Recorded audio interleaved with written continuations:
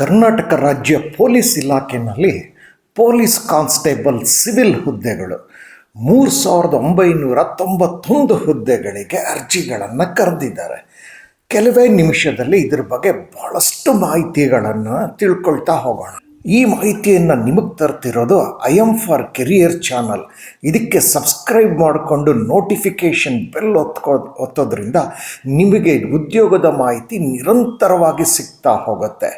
ಇದರ slogan my path my few. ಈ police constable civil ಹುದ್ದೆಗಳಿದೆಯಲ್ಲ, ಇದು ಉಳಿಕೆ ಮೂಲ ವೃಂದದಲ್ಲಿ 3395 ಹುದ್ದೆಗಳಿದ್ದರೆ ಕಲ್ಯಾಣ ಕರ್ನಾಟಕಕ್ಕೆ 596 ಹುದ್ದೆಗಳಿದ್ದಾವೆ.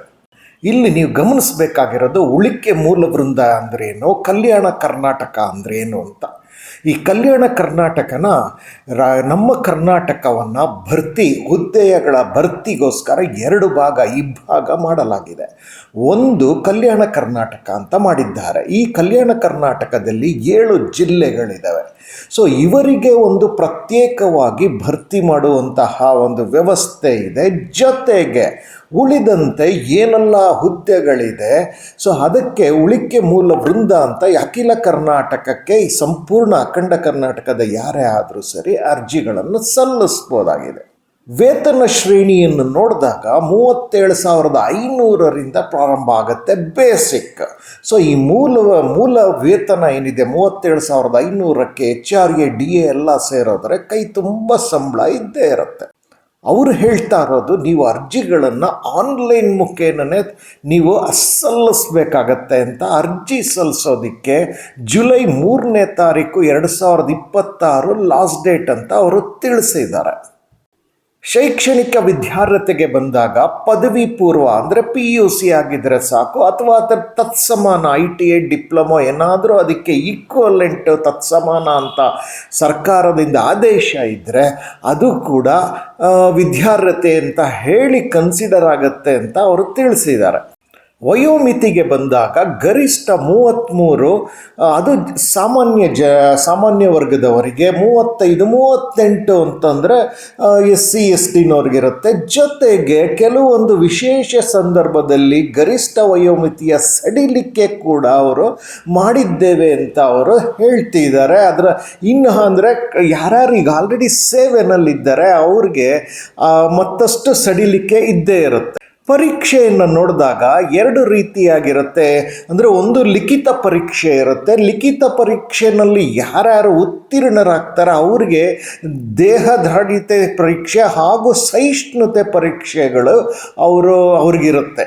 ಹಾಗಾದರೆ ಲಿಖಿತ ಪರೀಕ್ಷೆ ಯಾವತ್ತು ಮಾಡ್ತಾರೆ ಅಂತಂದರೆ 2/8/2026 ಅಂತ ಅವರು ತಿಳಿಸ್ತಿದ್ದಾರೆ. ಅಂದರೆ ನಿಮಗೆ ಅರ್ಜಿ ಸಲ್ಲಿಸಿ 1 ತಿಂಗಳಲ್ಲಿ ಅವರು ಲಿಖಿತ ಪರೀಕ್ಷೆಯನ್ನು ರಾಜ್ಯದಾದ್ಯಂತ ಹಮ್ಮಿಕೊಂಡಿದ್ದಾರೆ.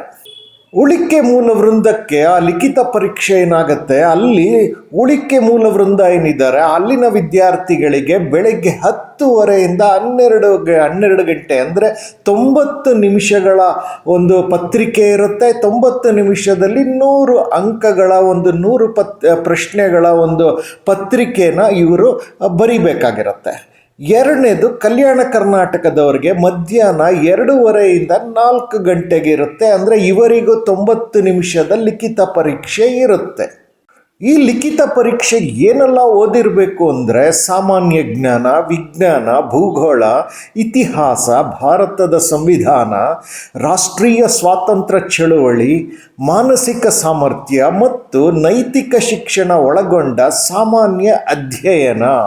ಇಷ್ಟು ವಿಷಯಗಳ ಬಗ್ಗೆ ಅವರು ಪ್ರಶ್ನೆಗಳನ್ನು ಕೊಡ್ತಾರೆ. 100 ಪ್ರಶ್ನೆ. ಅದಕ್ಕೆ ಉತ್ತರಿಸೋದಕ್ಕೆ ನೀವು ಈಗಲಿಂದಲೇ ತಯಾರಿ ಮಾಡಬೇಕಾಗಿರುತ್ತೆ. ಪರೀಕ್ಷೆ ಯಾವ ಥರ ಇರುತ್ತೆ ಅಂದರೆ ಆಫ್ಲೈನ್ನಲ್ಲಿರುತ್ತೆ, OMR ಮಾದರಿಯಲ್ಲಿರುತ್ತೆ. ಸೊ ನೀವು OMR ಶೀಟ್ನಲ್ಲಿ ಮಾರ್ಕ್ ಮಾಡಬೇಕಾಗಿರುತ್ತೆ ಸರಿಯಾದ ಉತ್ತರಗಳನ್ನು. ಋಣಾತ್ಮಕ ಮೌಲ್ಯಮಾಪನ ಅಂದರೆ ನೆಗೆಟಿವ್ ವ್ಯಾಲ್ಯೂಯೇಷನ್ ಅಂತ ಹೇಳಿ ಇದರ ಬಗ್ಗೆ, ಹಾಗೂ ಕನ್ನಡ ಭಾಷಾ ವಿನಾಯಿತಿ ಏನಾದರೂ ಇದೆಯಾ ಇಲ್ವಾ, ಪರೀಕ್ಷೆ ಇದೆಯಾ ಅನ್ನೋದನ್ನೆಲ್ಲ ನೀವು ನೋಟಿಫಿಕೇಷನ್ ಲಿಂಕಲ್ಲಿ ಓದಿದಾಗ ನಿಮಗೆ ಸಂಪೂರ್ಣ ಅರ್ಥವಾಗುತ್ತೆ. ನೀವು ಒಂದು ಅರ್ಧ ನಿಮಿಷ ವೆಯ್ಟ್ ಮಾಡಿ, ನಾನು ನೋಟಿಫಿಕೇಷನ್ ಲಿಂಕ್ ಕೂಡ ನಿಮಗೆ ಎಲ್ಲಿ ಸಿಗುತ್ತೆ ಅನ್ನೋದನ್ನು ತಿಳಿಸ್ತೇನೆ.